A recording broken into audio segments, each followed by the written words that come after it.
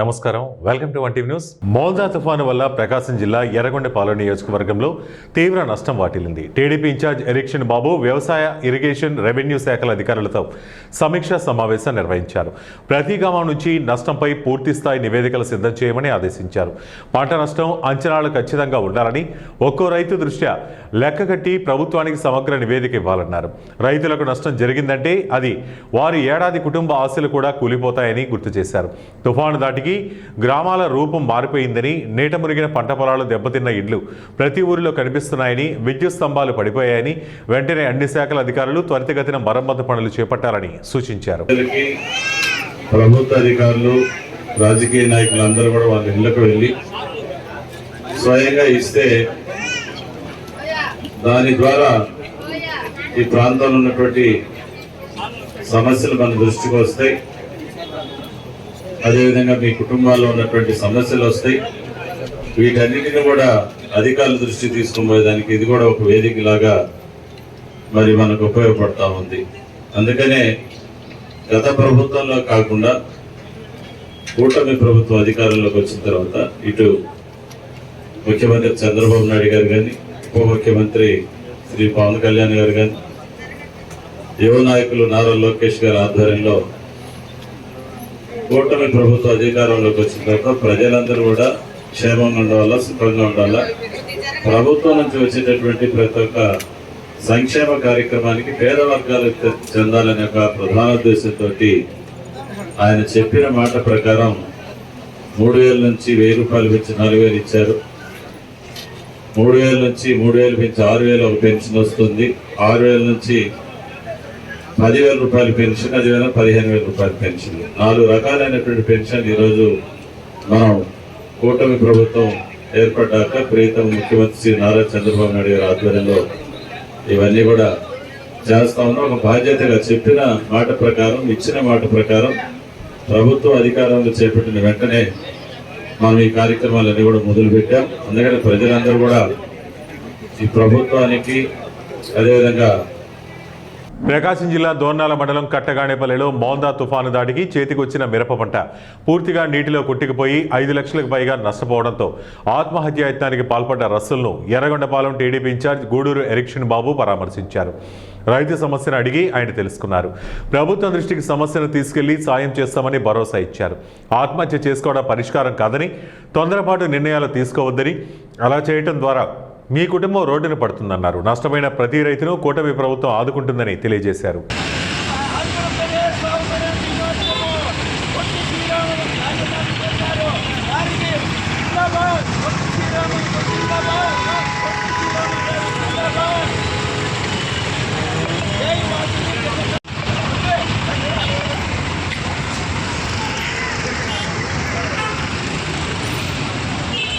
కర్నూలు జిల్లా కౌతాలం మండల కేంద్రంలోని ప్రధాన రహదారులన్నీ గుంతల భయంగా మారాయి.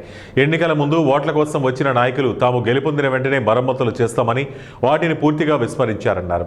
నగరంలోని ప్రధాన మార్గమైన శివప్ప నగర్, పెట్రోల్ బంక్ ప్రాంతాలలో ద్విచక్ర వాహనాలలో, కార్లలో వెళ్లాలంటే ఇబ్బందిగా మారిందని, గుంతల్లో నీరు నిలబడి పోవడంతో అవి కనబడక ద్విచక్ర వాహనదారులు ప్రమాదాలకు గురవుతున్నారన్నారు.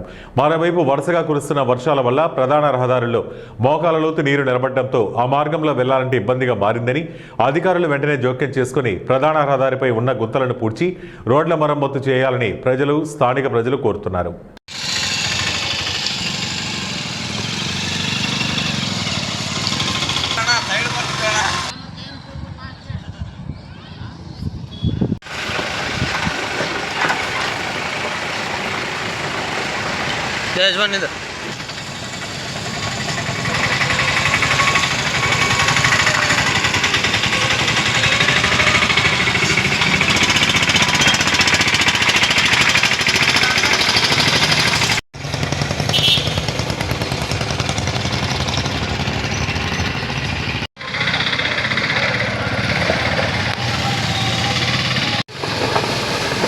దళిత వర్గానికి చెందిన సర్పంచ్ కావడంతోనే మంత్రాలయ నియోజకవర్గ టీడీపీ ఇన్ఛార్జ్ తన గ్రామంలో పెన్షన్ పంపిణీ కార్యక్రమానికి అవమానించారని దొడ్డిబెలగల్ సర్పంచ్ మాల పద్మమ్మ ఆగ్రహం వ్యక్తం చేశారు.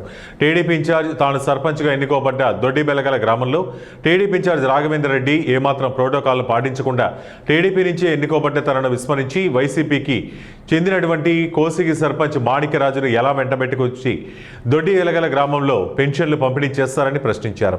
పెన్షన్ పంపిణీ కార్యక్రమంలో ఉన్న రాఘవేంద్రారెడ్డి వద్దకు వెళ్లినటువంటి సర్పంచ్ పద్మమ్మ ఆమె భర్త రామయ్యలో నిలదీశారు.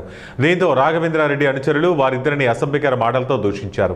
దీంతో మనస్తాపం చెందిన ఆమె ఈ విషయాన్ని ముఖ్యమంత్రి దృష్టికి తీసుకెళ్తానని తనకు ఫిర్యాదు చేస్తానని పేర్కొన్నారు. ఏమంటారంటే మాణిక్యరాజు వైసీపీ పార్టీ సర్పంచ్ పక్కన పెట్టుకుని ప్రోగ్రామ్ చేశారు. మేము అంతకంటే ధర మా పార్టీలో ఉన్నామా ఆడున్నామా మామూలు తెలుగుదేశం పార్టీలే కదా.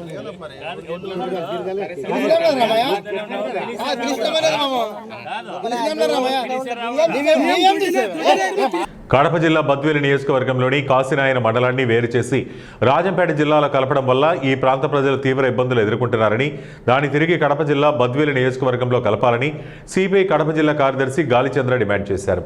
ఈ సందర్భంగా దళితుల హక్కుల పోరాట సమితి ఆధ్వర్యంలో నియోజకవర్గంలోని ప్రజా సంఘాలు, మేధావులు, దళిత హక్కుల పోరాట సమితి ఆధ్వర్యంలో రౌండ్ టేబుల్ సమావేశం నిర్వహించారు. ఈ కార్యక్రమంలో నాగదాసరి, ఇమ్మానియల్, సిపిఐ కార్యదర్శి గాలిచంద్ర పాల్గొని ప్రసంగించారు.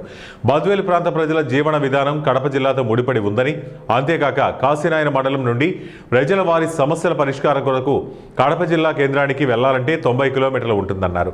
అదే రాజంపేట జిల్లా కేంద్రానికి వెళ్లాలంటే 125 కిలోమీటర్ల దూరం ప్రయాణించడం వారికి సమస్యగా మారిందన్నారు. కడప జిల్లా పరిపాలనా పరంగా, విద్య, వైద్య, ఉపాధి పరంగా మండల ప్రజలకు సులభంగా ఉంటుందన్నారు. అంతేకాక ఆధార్ కార్డులు సైతం కడప జిల్లాలో ఉన్నాయని, మళ్లీ ఇప్పుడు ఆధార్ కార్డులను మార్చుకోవాలంటే ఇబ్బందిగా ఉందన్నారు. దీనివల్ల ప్రభుత్వ పథకాల అమలు విషయంలో కూడా గందరగోళానికి గురవుతున్నారని, కడప జిల్లా నుండి బద్వేల్ను వేరు చేయడం అప్రజాస్వామ్యమని, బద్వేల్ నియోజకవర్గాన్ని కడప జిల్లాలో కొనసాగించాలని వారు కోరారు. రెండోది విస్తృతంగా ప్రచారం కూడుకోవాలి.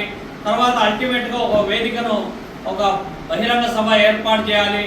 అవసరమైతే బంద్ కూడా పోవడానికి ప్లాన్ చేయాలి. అవసరమైతే ఇక్కడ నుంచి చలో కడప అనేటువంటి పద్ధతిలో ఇంకొకటి ఏదైనా ప్లాన్ చేసుకోవడానికి కూడా సిద్ధపడాలి. అట్లా బంధుకు కూడా పోవాలి. కరపత్రం ఒకటి ప్లాన్ చేయండి, ఒక పోస్టర్ రిలీఫ్ ప్రిపేర్ చేయండి, కార్యాచరణ రూపొందించి అందులో మీరు చేసే పోరాటానికి భారత కమ్యూనిస్ట్ పార్టీ సిపిఐ కడప జిల్లా సమితి ప్రత్యక్షంగా, పరోక్షంగా అన్ని విధాల అండదండలు అందించడమే కాకుండా ప్రత్యక్ష ఉద్యమ కార్యాచరణలో కూడా ఉంటుందని చెప్పి, మీ ఉద్యమము సక్సెస్ అయ్యేంత వరకు మీతో ఉంటుందని చెప్పి తెలియజేస్తూ అవకాశం కల్పించిన మీ అందరికి కూడా పేరు పేరున ధన్యవాదాలు తెలియజేస్తాను. మిగతా వాళ్ళందరూ కూడా రెస్పాండ్ అవుతారు. మీరు రేపు పొద్దున కరపత్రం వేసి గ్రామాన పర్యటన చేసి జనాన్ని కొంత కదిలించి జనాన్ని చైతన్యవంతం చేసి వచ్చారనుకోండి, రేపు పొద్దున తెలుగుదేశం పార్టీ నాయకులు గ్రామాలలోకి పోయి మీటింగులు పెట్టే సందర్భంలో జనం అడుగుతారు, ఏమయ్యా మనం ఇది మన బద్వేలు నియోజకవర్గం మన జిల్లాలో కడపలో ఉన్నదంటనే మీరేం గమ్మం ఉండాలి అని అడుగుతారు. అట్లా 4-5 గ్రామాలు. మెదక్ జిల్లా మాసాయిపేట మండల కేంద్రంలోని శ్రీ లక్ష్మీ గణపతి, దత్తాత్రేయ, ఆంజనేయ, నవగ్రహ సహిత శ్రీ షిరిడి సాయిబాబా దేవాలయ వార్షికోత్సవ వేడుకలు ఘనంగా నిర్వహిస్తున్నారు. 10వ వార్షికోత్సవాన్ని పురస్కరించుకుని శనివారం గణపతి పూజ, పుణ్యాహ వచనం, అఖండ దీపారాధన, హోమం కార్యక్రమాలు నిర్వహిస్తున్నారు. స్వామివారికి 108 కలశాలతో ఏకాదశి రుద్రాభిషేక కార్యక్రమాలు నిర్వహిస్తున్నట్లు నిర్వాహకులు తెలిపారు. అనంతరం భక్తులకు తీర్థప్రసాద వితరణ, అన్నదాన కార్యక్రమం చేపట్టామని, పెద్ద ఎత్తున భక్తులు కార్యక్రమంలో పాల్గొనాలని పిలుపునిచ్చారు. ముఖ్య దేవత, స్థాపన, తత్వ, వాస్తు దేవత, మన ఇంటికి వాస్తు చేసేదాన్ని మామూలుగా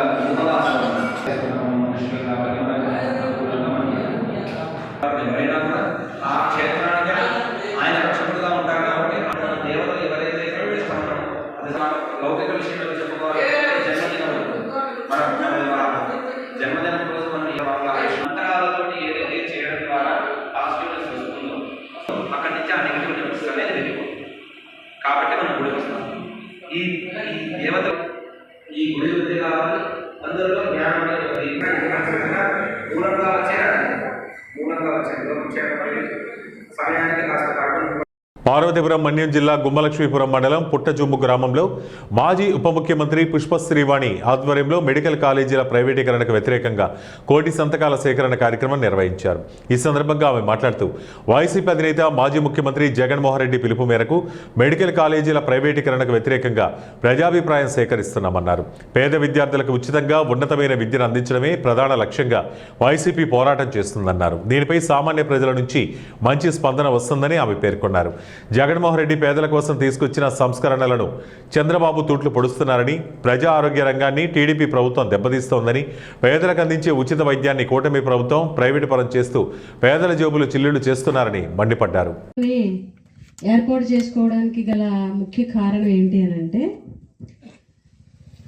ఆనాడు జగన్మోహన్ రెడ్డి గారు ముఖ్యమంత్రిగా ఉన్నప్పుడు పేదవాళ్ళ కోసం, పేద ప్రజలకి ఉచిత వైద్యం అందించడం కోసం, అలాగే పేద ప్రజల్లో చాలామంది విద్యార్థులు డాక్టర్ అవ్వాలని కలలు కన్నా వాళ్ళ కలలు నెరవేర్చాలని, వైద్య విద్య పేదవాళ్ళకు ఉచితంగా అందించాలని ఒక మంచి ఉద్దేశంతో ఈ రాష్ట్రంలో 17 మెడికల్ కాలేజీలని తీసుకురావడం జరిగింది.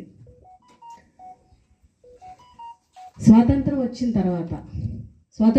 తర్వాతే కదా, అసలు ఈ 100 ఏళ్లలో జగన్మోహన్ రెడ్డి గారు ముఖ్యమంత్రి కాకముందు ఈ 100 సంవత్సరాల్లో మన రాష్ట్రంలో కేవలం ప్రభుత్వ మెడికల్ కాలేజీలు ఎన్ని ఉన్నాయి అని అంటే 12 మెడికల్ కాలేజీలు మాత్రమే ఉన్నాయి.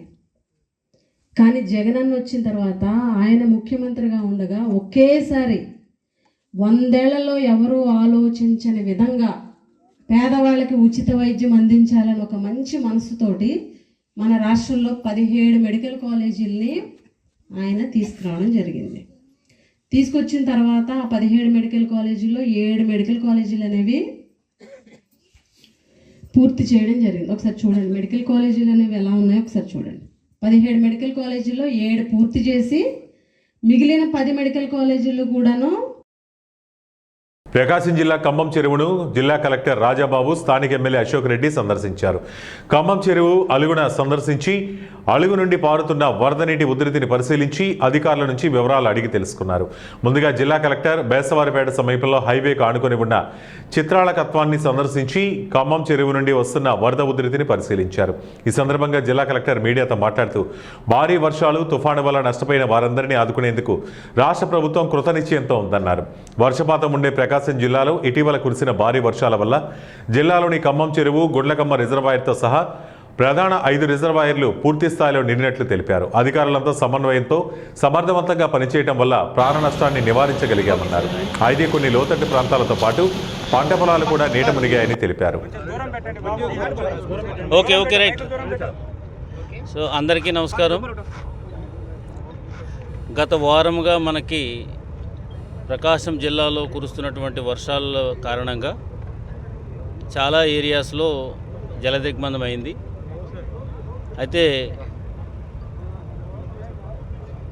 ఆఫీసర్స్ అందరూ కూడా చాలా సమర్థవంతంగా లోకల్గా ఉన్నటువంటి పొలిటికల్ లీడర్షిప్ను కలుపుకొని చాలా సమర్థవంతంగా దాన్ని మనం ఎదుర్కోవడం అనేది జరిగింది. ఒక పాజిటివ్ ఫ్యాక్టర్ ఏంటంటే ప్రకాశం జిల్లా అంతా కూడా చాలా మటుకి డ్రాట్ ప్రోన్ ఏరియా కాబట్టి వర్షాలు అనేవి మనకి చాలా అవసరం. అందులో భాగంగానే మనకున్నటువంటి 5 ప్రధాన రిజర్వాయర్లో one of the important reservoir is the Khammam reservoir. ఇది ఆల్మోస్ట్ దీని ఫుల్ కెపాసిటీ 2.7 టీఎంసీస్ 2.9 టీఎంసీస్ ఏదైతే ఉందో అది 100%. తుఫాన్ వచ్చిన తర్వాత ఈరోజు మన జిల్లా కలెక్టర్ గారు పెద్దలు రాజబాబు గారు ఈరోజు ఇక్కడ మా యొక్క గిద్దలూరు నియోజకవర్గంలో తుఫాన్ గుండా జరిగినటువంటి నష్టం కానీ లేకపోతే ఇతర పరిస్థితుల గురించి పరిశీలించడానికి వారు రావడం, ఇక్కడ మేమిద్దరం కలిసి ఇక్కడ మిగతా అధికార యంత్రాంగంతో కలిసి ఇక్కడ ఈ మన ఖమ్మం చెరువును పరిశీలించడం కూడా జరిగింది. ఒకటైతే నిజం, గౌరవ ముఖ్యమంత్రి నారా చంద్రబాబు నాయుడు గారి నేతృత్వంలోని ఎన్డీఏ కూటమి ప్రభుత్వం మొన్న ఏదైతే 4 రోజుల కిందట వచ్చినటువంటి తుఫాన్ని సమర్థవంతంగా ఎదుర్కోవడంతో పాటు మా జిల్లాలో మా కలెక్టర్ గారు ఏదైతే ఉన్నారో వీరు సంపూర్ణంగా ఇక్కడ అధికార యంత్రాంగాన్ని పూర్తిగా అప్రమత్తం చేయడం ద్వారా ఈ యొక్క తుఫాన్ని వచ్చేటువంటి దాన్ని మనం ఆపలేం, కానీ తుఫాన్ తర్వాత ఉన్నటువంటి పరిస్థితుల్లో పూర్తిగా మన యొక్క అనుకూలంగా కంట్రోల్లోకి తీసుకోవడం జరిగింది.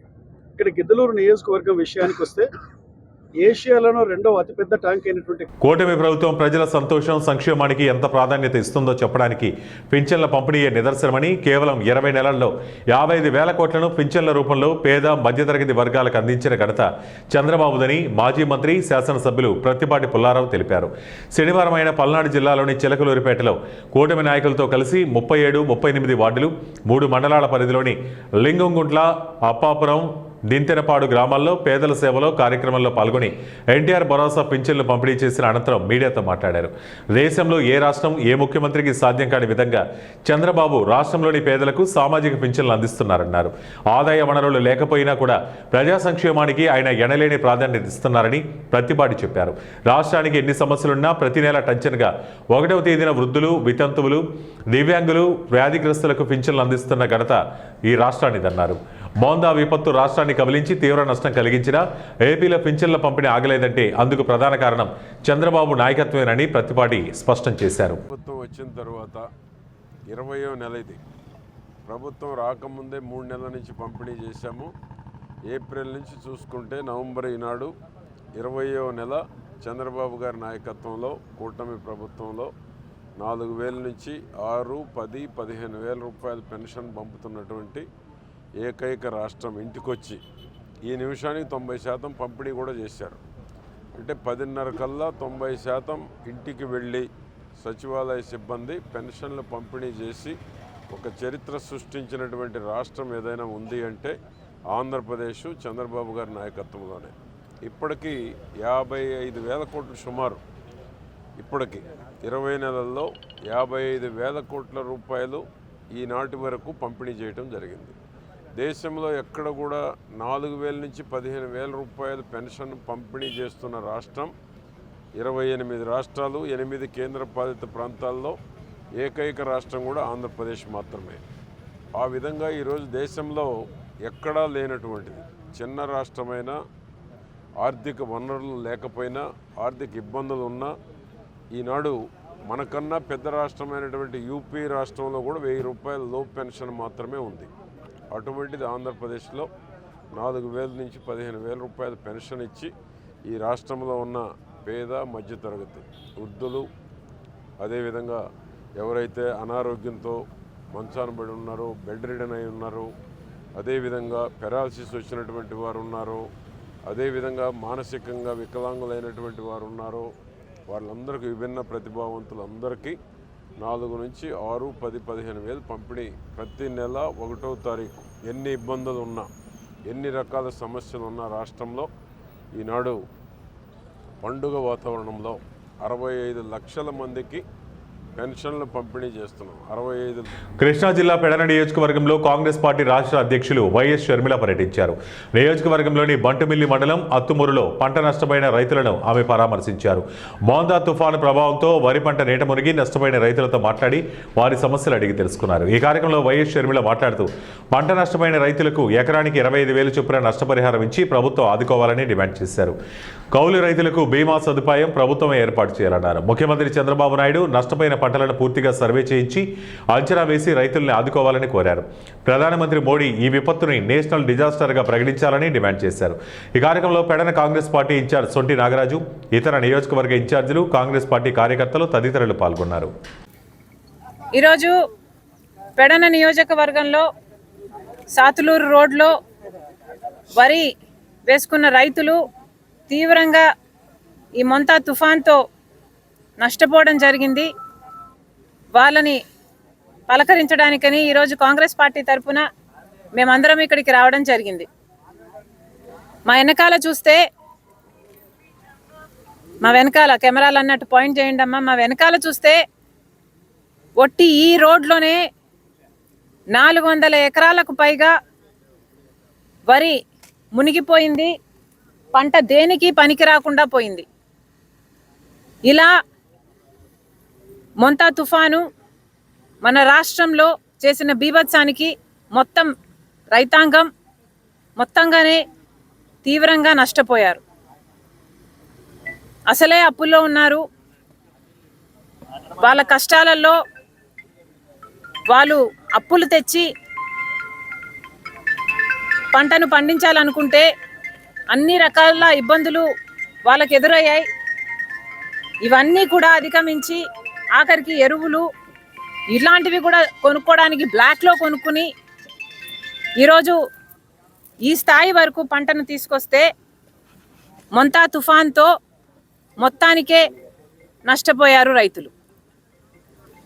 కానీ నిన్న చంద్రబాబు గారు మొంతా తుఫానికి నష్టం జరిగింది అని చెప్తూ అంచనాలు చాలా తక్కువ చేసి చూపించారు. మరి ముఖ్యమంత్రి గారి ఉద్దేశం ఏమిటో ప్రజలకు అర్థం కావటం లేదు. కానీ ఒకవేళ ఎక్కువ అని చెప్తే పరిహారం ఎక్కువ ఇవ్వాల్సి వస్తుంది అని ముఖ్యమంత్రి గారు అనుకున్నట్టున్నారు.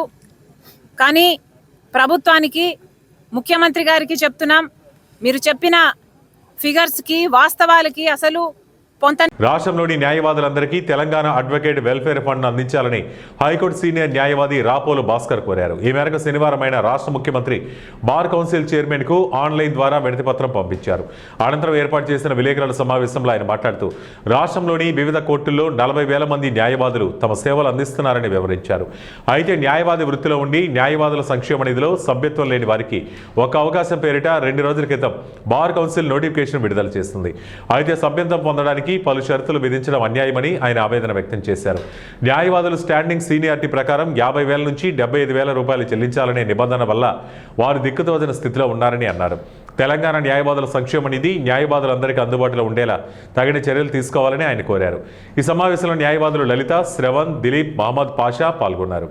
కృష్ణా జిల్లా అవనిగడ్డ నియోజకవర్గంలోని మోందా తుఫాన్ బాధితులకు ప్రభుత్వం అన్ని విధాల అండగా నిలిచిందని అవనిగడ్డ ఎమ్మెల్యే మండలి బుద్ధప్రసాద్ అన్నారు. అవనిగడ్డ మండలం అశ్వారావుపాలెం, వేకనూరు, చల్లపల్లి మండలం లక్ష్మీపురం గ్రామాల్లో తుఫాన్ బాధితులకు బియ్యం, నిత్యావసర సరుకులను ఎమ్మెల్యే బుద్ధ పంపిణీ చేశారు. తుఫాన్ కారణంగా ఇబ్బంది పడిన మత్స్యకారులు, చేనేత కార్మికులు, ఎస్టీలకు పూరిళ్లు, వారికి ప్రభుత్వం నేనున్నానంటూ భరోసా ఇచ్చిందన్నారు. మనం పెద్ద ఎత్తున వస్తున్న తుఫాను కొంతవరకు మనకు ఉపశమనాన్ని కలిగించింది. అయితే రైతుకు మాత్రం తీవ్రమైన నష్టం కలిగింది. రైతులు ప్రత్యేకించి వాణిజ్య పంటలు వేస్తున్న వాళ్ళు, మన అరటి కానీ బొప్పాయి కానీ ఇలాంటి తోటలన్నీ కూడా అలా ఇరిగిపోయిన పరిస్థితి ఏర్పడింది. అలాగే వరి వేసుకున్న వాళ్ళకి కూడా నష్టం ఏ రకంగా ఉంటుందో భవిష్యత్తులో మన తేలిన పరిస్థితి వస్తుంది. అక్కడికే మనం ముందుగానే డ్రైనేజీని బాగు చేయించడం, నీటి పారుదల కొరకు మనం ప్రయత్నం చేసినప్పటికీ కూడా ఇంకా సమస్య మనం ఎదుర్కోక తప్పలేదు. ఎందుకంటే ప్రకృతిని మనం ఎవరం కూడా ఎదిరించలేదు. ప్రకృతి బీభత్సాన్ని సృష్టిస్తే దాన్ని ఎదుర్కోవడానికి చాలా కష్టసాధ్యం. అయినప్పటికీ కూడా ఈ తప వీలైనంత వరకు ప్రాణ నష్టం లేకుండా నివారించాము. ఆస్తి నష్టం కూడా చాలా వరకు తగ్గించడానికి ప్రయత్నం చేయడం జరిగింది. అలాగే ఈ పునరావాస కేంద్రాలు పెట్టి ఎవరైతే సరైన ఇల్లు లేకుండా ఇబ్బంది పడుతున్నారో వారందరినీ కూడా మనం ఈ బస్తీ మన పునరావాస కేంద్రాల్లో పెట్టి వాళ్ళకి సకల సౌకర్యాలు కూడా మనం కల్పించాం. ఈ రిలీఫ్ క్యాంపులో ఉన్న వాళ్ళకి మనం వెంటనే ఇంత పెద్ద ఎత్తున సహాయం వస్తుందని ఎవరు కూడా ఊహించారు. కానీ వెంటనే ముఖ్యమంత్రి గారు నిర్ణయం తీసుకుని ఈ రోజున రిలీఫ్ క్యాంప్లో ఉన్నవారికి ఒక వ్యక్తి అయితే 1000 రూపాయలు, అలాగే ముగ్గురు లేదా అంతకంటే ఉంటే 3,000 రూపాయలు ఇవ్వాలని చెప్పి నిర్ణయం తీసుకోవడం కాకుండా ఇవాళ ఈ నిత్యావసర వస్తువులు బియ్యం. అనంతపురం జిల్లా రాయదుర్గం నియోజకవర్గంలోని మురిడి అర్చకుడికి మానవతా దృక్పథంతోనే లేఖ ఇచ్చారని ఎమ్మెల్యే కాల్వ శ్రీనివాసులు తెలిపారు. రాయదుర్గం నియోజకవర్గంలోని అత్యంత పవిత్రమైన మురళి ఆంజనేయ స్వామి క్షేత్రంలో గతంలో అర్చకుల మధ్య అసభ్యకర వివాదం చోటు చేసుకున్న విషయం తెలిసిందే. అనంతసేన భార్య ఫిర్యాదు మేరకు సంబంధిత అర్చకుడిని ఆలయం నుండి సస్పెండ్ చేయడంతో పాటు డి హిరేహల్ మండల పోలీస్ స్టేషన్లో కేసు కూడా నమోదైందని ఎమ్మెల్యే తెలిపారు. తర్వాత కొద్ది కాలంలో అర్చకుడి భార్య మరియు కుటుంబ సభ్యులు తనను కలిసి లేఖ ఇవ్వమని విజ్ఞప్తి చేశారని చెప్పారు. మండల నాయకులు కూడా అర్చకుడికి లేఖ ఇవ్వమని సూచించారు. నిజాలు నిర్ధారించుకున్న తర్వాత 5 నెలల క్రితం మానవతా దృక్పథంతోనే లేఖ ఇచ్చారని కాల్వ శ్రీనివాసులు వివరించారు. లేఖ విషయంలో ఎలాంటి ఆర్థికపరమైన లావాదేవీలు లేవని స్పష్టం చేశారు. అర్చకుడికి లేఖ ఇవ్వడం సరైన నిర్ణయం కాదని ఇప్పుడు ఆవేదన వ్యక్తం చేశారు. ప్రజాప్రతినిధిగా నాకు ఇచ్చిన సమస్యల పరిష్కారానికి సమాధాన బాధ్యత ఉంది. ఆ కారణంగానే లేఖ ఇచ్చాను. అయితే ఈ నిర్ణయం పట్ల నాకే బాధ కలిగిందని ఆయన పేర్కొన్నారు. అధికారులు కూడా అర్చకుడిని నియమించలేదు కాబట్టి ఎలాంటి నష్టం జరగలేదు. రాబో రోజుల్లో మరింత బాధ్యతాయుతంగా వ్యవహరిస్తూ ఆలయాలకు ఎటువంటి భంగం కలగజేయనని ఎమ్మెల్యే కాలువ శ్రీనివాసులు అన్నారు. పుణ్యక్షేత్రాల్లో ఒకటైన మురిడి ఆంజనేయ స్వామి ఆలయంలో గతంలో సస్పెన్షన్కు గురైన ఒక అర్చకుడు మళ్ళీ పునర్నియామకం విషయంలో పదే పదే అర్చకుడు తర్వాత వాళ్ళ కుటుంబ సభ్యులు సంప్రదించిన తర్వాత నేను ఒక లేఖ ఇవ్వడం జరిగింది. నిజాలు నిర్ధారించుకొని ఇతనికి సహాయపడేది. 5 నెలల కిందట ఇచ్చిన ఆ లేఖను ఇటీవల కొంతమంది కావాలనే రాద్ధాంతం చేయడానికి ఉపయోగించుకున్నారు. అత్యంత పవిత్రమైన ఆలయంలో అర్చకత్వం చేసే విషయంలో గతంలో వివాదం తలెత్తిన మాట వాస్తవం. అతని భార్య ఫిర్యాదు మేరకు డీరెహల్ పోలీస్ స్టేషన్లో కేసు నమోదైతే ఆ నమోదైన కేసు ఆధారంగా అనంత సేన్ అనే అర్చకునికి ఆ బాధ్యతల నుంచి ప్రభుత్వం సస్పెండ్ చేయడం జరిగింది. తర్వాత ఆ భార్యాభర్తలిద్దరూ రాజీ పడి ఆ భార్య ఇచ్చిన ఫిర్యాదు ఆధారంగా నమోదైన కేసు కూడా కోర్టులో కుట్టివేసిన తర్వాత భార్యాభర్తలు వాళ్ళ చిన్న కూతుర్ను తీసుకొచ్చి పదే పదే నా దగ్గరికి వచ్చి మాకు సహాయం చేయాలి. ఇవి ఇప్పటివరకు ఉన్న బులెటిన్ అప్డేట్స్. మరిన్ని అప్డేట్స్ కోసం చూస్తూనే ఉండండి 1TV న్యూస్.